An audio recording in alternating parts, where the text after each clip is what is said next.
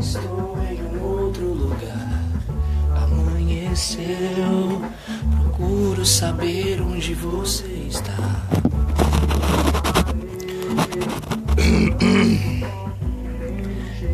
E aí, galera, bom dia. Graça e paz a todos em nome de Jesus. Gente, eu tô muito feliz, graças a Deus, porque Deus é maravilhoso. A palavra fala em Lamentações 3:22 que o amor do Senhor se renova a cada manhã e que a sua bondade também é nova. Então, eu tô grato porque nessa manhã, sobre as nossas vidas, Deus ele tem um renovo do seu amor e da sua bondade. E eu vim aqui só para compartilhar com vocês exatamente sobre isso, sobre a bondade do Senhor, sobre o amor do Senhor, o quanto Deus ele é gracioso com as nossas vidas e o quanto Deus ele tem a fazer nas nossas vidas e através delas. Eu queria compartilhar com vocês uma palavra que Jesus fala lá em Lucas.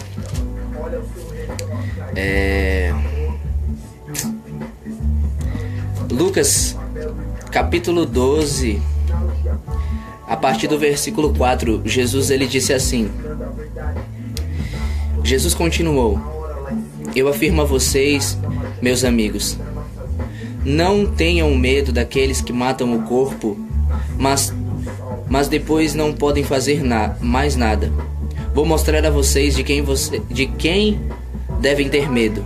Tenham medo de Deus, que depois de matar o corpo tem poder para jogar a pessoa no inferno.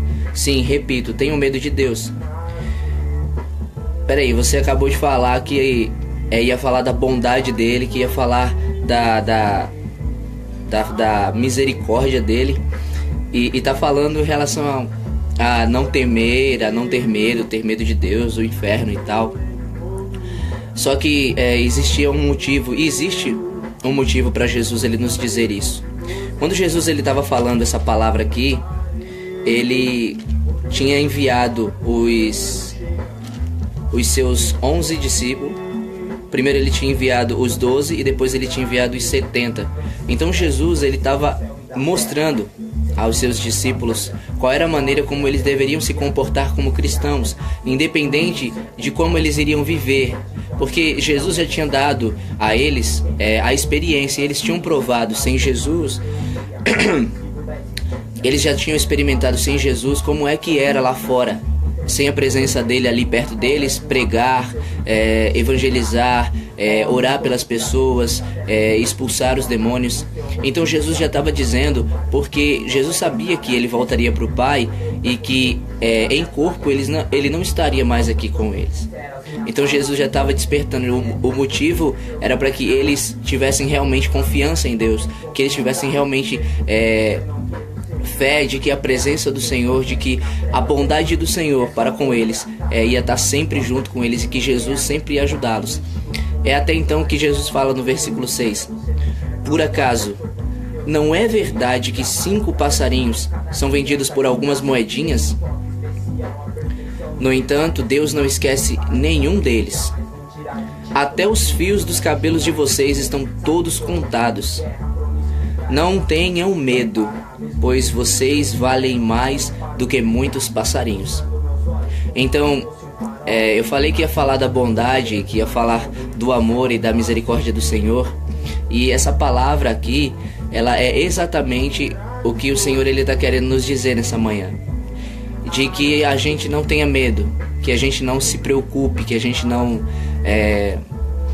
fique assustado sobre situações, circunstâncias que o Senhor ele venha nos colocar, que a gente possa passar e a gente olhe para as pessoas. Jesus ele disse que a gente não devesse temer as pessoas, porque as pessoas elas podem nos causar o mal fisicamente, mas espiritualmente a nossa fé nos separar do amor de Deus não tem nada.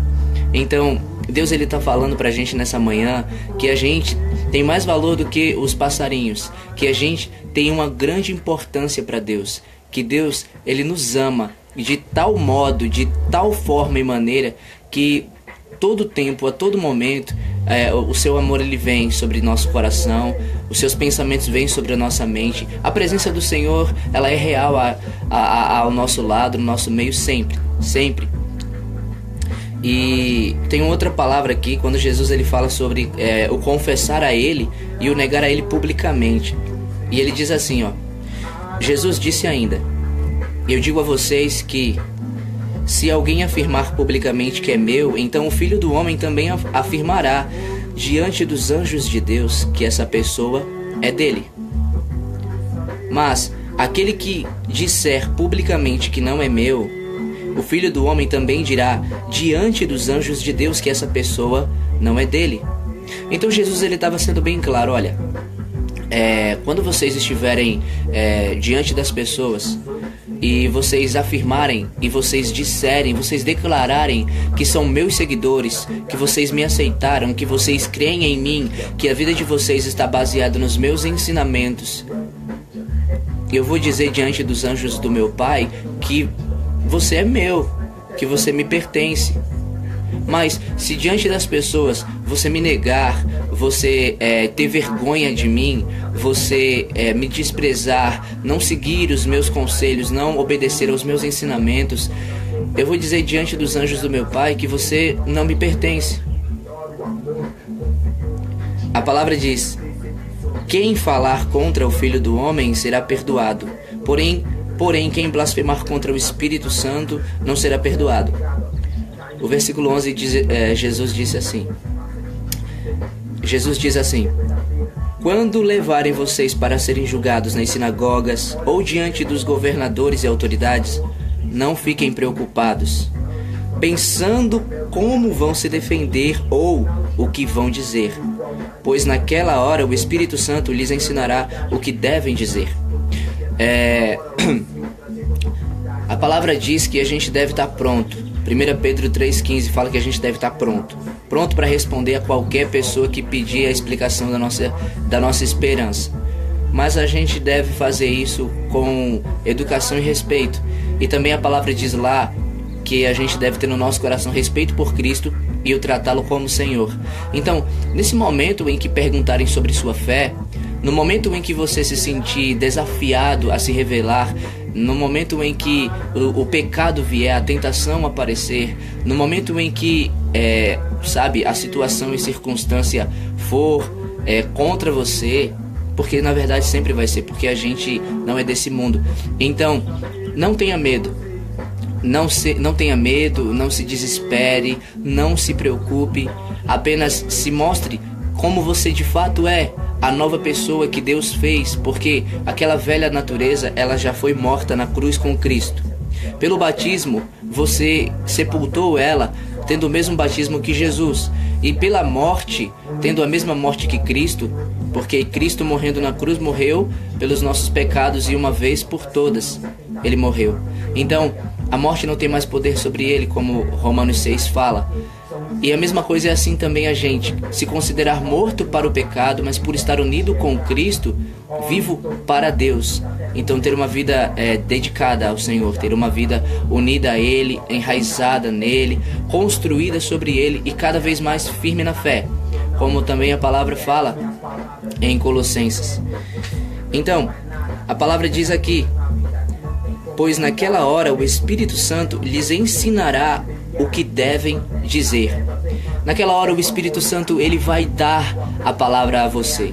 Naquele momento em que Deus deverá ser revelado, naquele momento em que o Senhor tem um propósito naquele local, o Senhor tem uma obra a fazer através da sua vida, na vida daquelas pessoas, o Espírito Santo ele vai dar a palavra a você.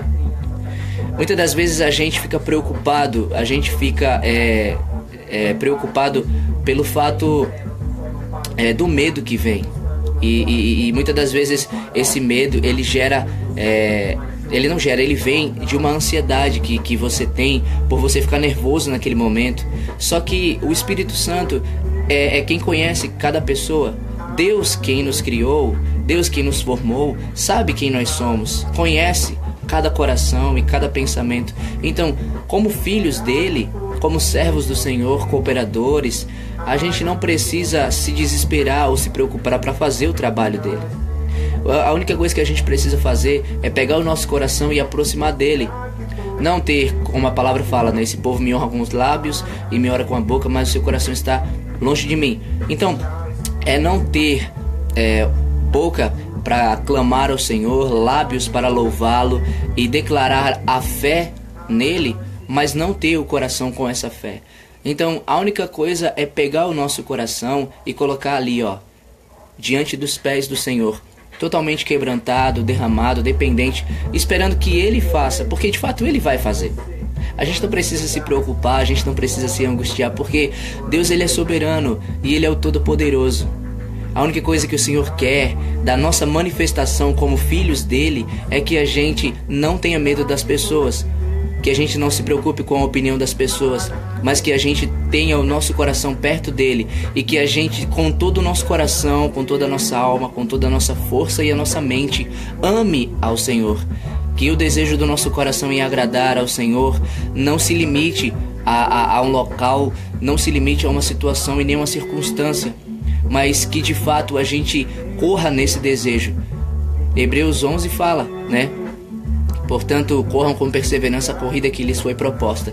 Então, que mais do que a gente busque falar de Deus só pelo fato de a gente ser cristão e dar uma palavra e dar uma mensagem ou orar por alguém, a gente faça com a intenção de agradar a Deus. A gente faça com realmente o desejo de servir aquelas pessoas. Que a gente faça de fato com a vontade mesmo de fazer isso sendo real, sendo verdadeiro. Porque nós somos filhos de Deus. E ser filho de Deus não foi uma religião que a gente foi colocado. Não é cerimônia e ritual. Não, a gente veio de Deus e a gente está voltando para Deus. Deus tá completando a boa obra que Ele começou através de Cristo Jesus na nossa vida. Porque a gente veio dele. E aí, a essência dele, o íntimo dele está sendo construído em nós. Então a gente está voltando para casa. Então nessa volta para casa, o caminho é estreito, a porta é apertada e existe essa batalha, existe essa luta deste corpo, desta carne, das pressões tanto internas como externas, mas Deus, Ele nos deu esse presente maravilhoso que foi o Espírito Santo, que todos os dias está conosco, que fala ao nosso coração, que nos alegra, que nos enche da sua presença.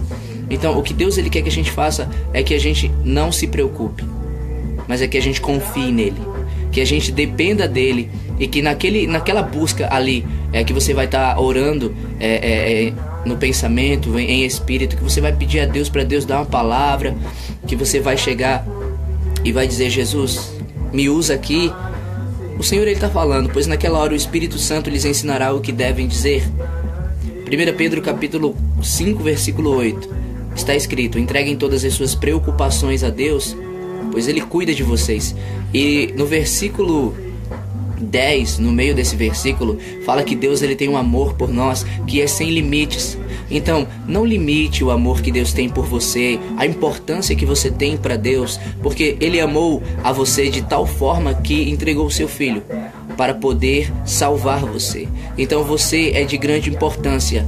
Não limite o amor que Deus tem por você fazer a obra dele, por você fazer coisas para ele, porque não é por essas coisas que nós vamos ser aceitos por ele. A palavra diz que é pela fé em Cristo. A palavra diz que Deus ama a sinceridade no íntimo, que Deus não vê a aparência, que Deus não olha títulos, que Deus olha coração. Então Deus está mais preocupado em você querer agradar a Ele, em você amar a Ele de todo o seu coração e você ficar agradado de Deus para você agradar a Ele. Deus está mais interessado em que você coloque a sua vida nele, que você baseie a sua vida nele, do que você fazer coisas para ele, procurando agradar a ele ou ser aceito por ele. Sabe? A palavra, ela é viva e eficaz.